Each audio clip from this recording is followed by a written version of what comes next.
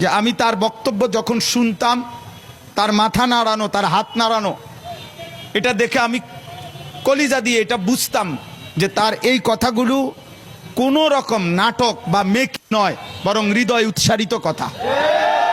বক্তব্য অনেকেই দেয়, অনেক সুন্দর সুন্দর স্বপ্ন দেখায়, অনেক লম্বা লম্বা হুঙ্কার ছাড়ে, কিন্তু আমি ইয়াকিনের সাথে এই কথা স্পষ্ট বুঝেছি যে শহীদ শরীফ ওসমান হাদি তার জবান আর তার দিল বরাবর ছিল।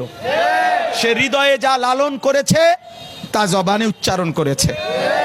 অতএব আমি শুধুমাত্র এই এতটুকু কথা মনে করাইতে চাই, আজকে ভারতীয় আধিপত্যবাদের দোসররা, তাদের এটা মনে করা উচিত, ভারত থেকে তারা আমার দেশের জুলাই যোদ্ধাকে ঘাড়ে গুলি করার পরামর্শ দিয়েছে, মাথায় গুলি করে তাকে শহীদ করেছে।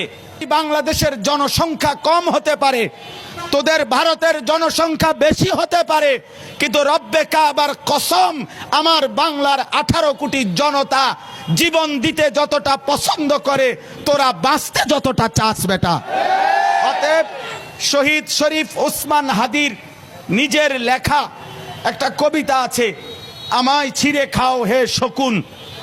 সেই কবিতা শহীদ শরীফ ওসমান হাদি নিজেই আবৃত্তি করেছিল। সে বলেছিল যে আধিপত্যবাদের দোসররা আমার সারা দেহ ছিঁড়ে ছিঁড়ে খাও, কিন্তু আমার মাথা খাইও না, অর্থাৎ আমি মাথা বিক্রি করব না।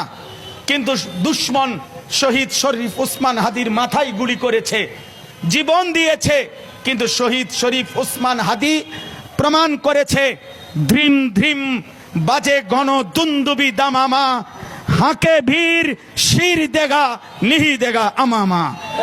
অতএব আজকে ইনশাআল্লাহ এই জমিনে আমরাও আল্লাহর কসম করে বলি, 18 কোটি জনগণের পবিত্র শিরায় 1 ফোঁটা রক্ত থাকতে আমার মাতৃভূমির 1 ইঞ্চি জমিন ভারতের বেঈমান তোরা নিতে পারবি না। এই জমিন 1 রক্ত নয়, 1 হাদি নয়, লক্ষ কোটি হাদির রক্তের পবিত্র জমিনে প্রয়োজনে খুন ঝরবে, কিন্তু আজাদি থাকবেই থাকবে, থাকবেই থাকবে, থাকবেই থাকবে।